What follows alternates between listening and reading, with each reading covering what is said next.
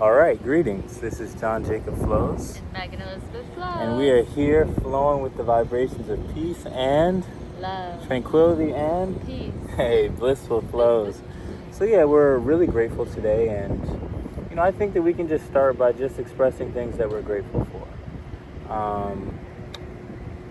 We're gonna do a little bit something different today, but we'll be consistent in starting off with gratitude. So we'll just circulate a few moments, just bring into the now. I'm grateful for the sun. As we know, I like to do these streams at the top of the sun, and I'm just so grateful for the ways that the sun exudes precious light and nurtures life. Amen. I am grateful for God. Yup. And I'm grateful that God is always with us. I'm grateful. Us. Yep. I'm grateful for automobiles. We're actually here at a grocery store parking lot. And just seeing the ways that automobiles help people get around and help people express, their wills. And I'm so grateful that we're able to use our automobile to really be in flow with the presence of love. I'm grateful. Grateful for health. Just had a checkup for prenatal checkup and did labs, and everything looks healthy and good. Yeah. And we're feeling good, we look good, and we're healthy, so I'm grateful for health. Yeah. So, we have been doing some A Course in Miracles manual for teacher stuff. Really, The Course in Miracles is a beautiful book, and I really think that a lot of the beauty of it can really be summed up in that preface. The preface does such a good job to explain what the Course in Miracles is about. And, one of our friends, Marvin, who we recognize as a teacher of God, he says that, whatever book is helpful for you, let it be helpful for you. And, he likes the I Am Discourses of Saint Germain, and he says that the Course in Miracles is written for a particular demographic. The people who transcribed the Course in Miracles, they were a group of people coming from a socially prestigious academic environment over there at Columbia University. They were researchers in a department related to psychology. I believe it was an interdisciplinary department focusing in psychology, study of the mind.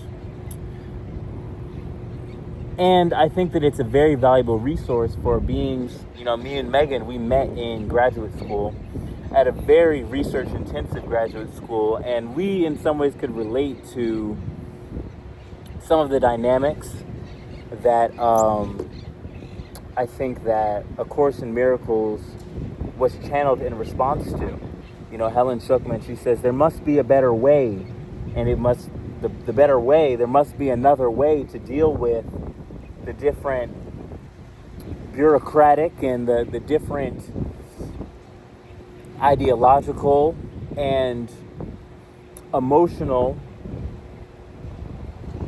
ebbs and flows that were occurring in this particular academic space. And we can resonate with that, and we love A Course in Miracles, but we recently have come across this book. It's the Lau and Walter Russell study book. They have a home course, and we've just been reading it independently, and we hope to share that with you one day. But one of the basis of Walter and Lau Russell, and for those who don't know Walter and Lau Russell yet, you'll soon know them, and they're great people. But let me jump into what I want to read, and then we'll kind of go from there. The explanations will come, with that. So we're not going to actually read the home study course today. We're going to actually... we're going to start with a book that's essential to their their expression of life, really. This book that they worked on together, they channeled it together, actually. It's called The Divine Iliad. I'm going to be reading the second volume. And basically, Walter Russell, who is a notable inventor, he's attributed to discovering several elements of the periodic table. He was a figure skater, a sculptor, a painter. He was commissioned to do several notable works of sculpture. All around brilliant guy, and he's a mystic. He's someone who is sensitive to the pulses of that great I am presence. And he was also a wonderful author. And this is one of his, this text is one that he channeled. When I say channeled, he allowed himself to be decentered, voided, and he allowed that light to just get through. And he dedicates the book to his beloved wife, Lau Russell. He says, "My deeply inspired co-worker and co-laborator," let me start again. He says, "To my beloved wife, Lau Russell, my deeply inspired co-worker and collaborator with me in all my work, whose life with mine as one is dedicated solely to the unification of all mankind through greater knowledge of thy light. I lovingly dedicate this book, Sir Walter Russell."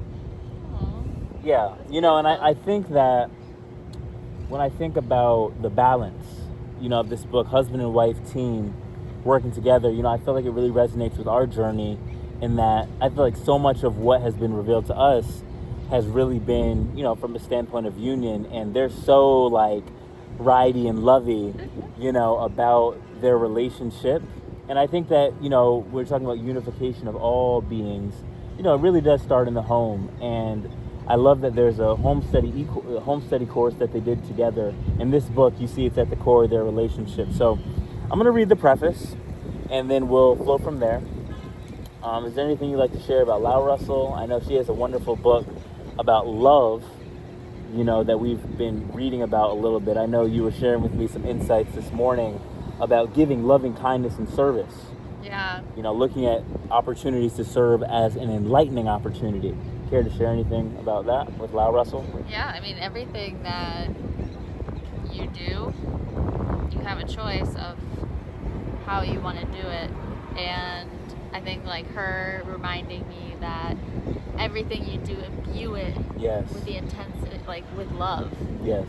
So anytime I catch myself like maybe getting annoyed or maybe like thinking not as loving thoughts, I like pause and I'm like, wait, this is a gift. Wow. Imbue it with love. I love that. So it's a good reminder. Awesome. And it's beautiful. And it makes things way more fun. Everything with love. So I'm going to read with love. Maybe I'll read the first page, you read the second? Okay. All right, cool. So this is the preface. If these words be read as words of mine, this is Walter Russell speaking.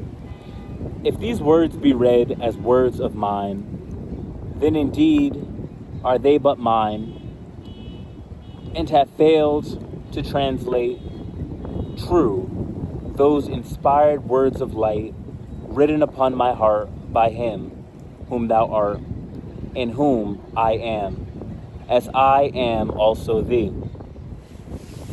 If these words be read as I am I, and thou art thou, and the skies and winds and trees are things apart, separate, separable, and God afar beyond, unknowable and unreachable, then have I failed indeed my Father's work to do. And are my words to thee unholy things, and I who wrote them down am to thee unholy? If these words be read as words alone, and not as that one idea of unity, the star, the morning dew, thou, the violet, and me, all one. Then are my words but words.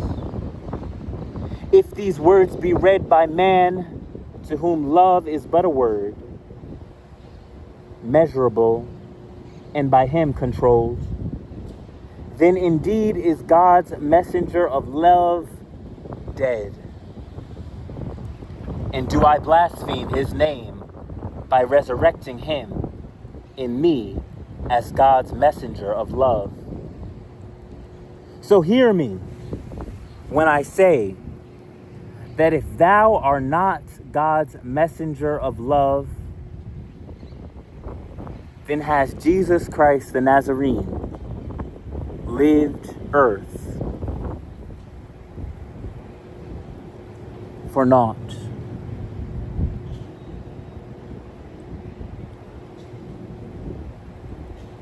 So hear me when I say that if thou art not God's messenger of love, then has the Nazarene lived on earth for naught. If these words be read by man to whom love is but a word, measurable and by him controlled, then indeed is God's messenger of love dead, and do I blaspheme his name by resurrecting him in me as God's messenger of love. So hear me when I say that if thou art not God's messenger of love, then has Jesus Christ the Nazarene lived on earth for naught.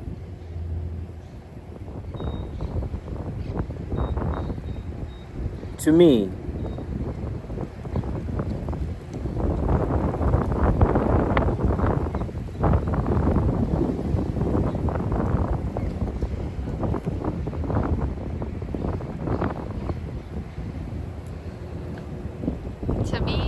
all things in this universe are one, and that one, the God of creation, whom I am. And thou art also he, when thou knowest that thou art. If God lives, he lives in thee and me. Was that divine idea of love meant for God's illumined messengers alone, whose clay has long returned to dust? Or does God's love live in thee and me? If God be one, creator of all, then I am he, and I am all. And I am his knowing and his thinking, and I am creating with my knowing and my thinking. Is the beach just grains of sand, or is the sand the beach? Is the beach one thing, or is it grains of sand, divisible? If these words be only mine, then am I but a grain of sand and not the beach. And as a grain of sand, my words are little words for other grains of sand like me.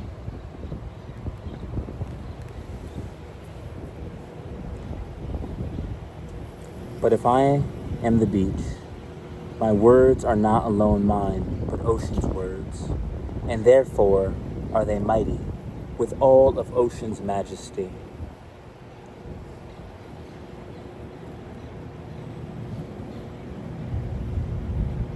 And to thee, if thou art but a grain of sand, these words are too big, and ocean's words as though they were not.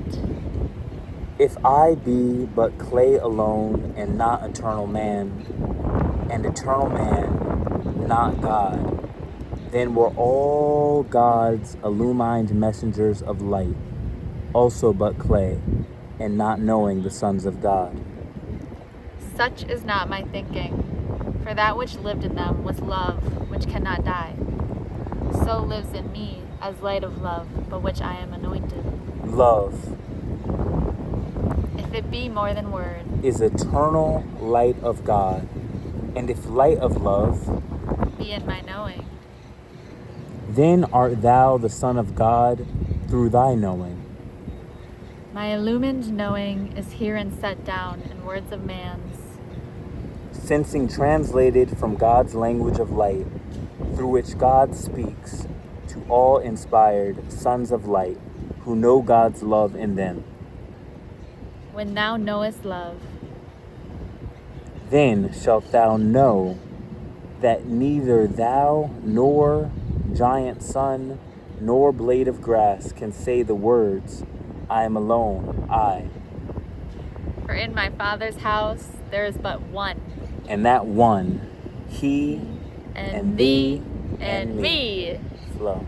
Flow. All right. Woo! Namaste. We're gonna, that's the That was beautiful. yeah, that's the dedication Wow. and the preface. And we're gonna keep flowing with this text. Love and peace.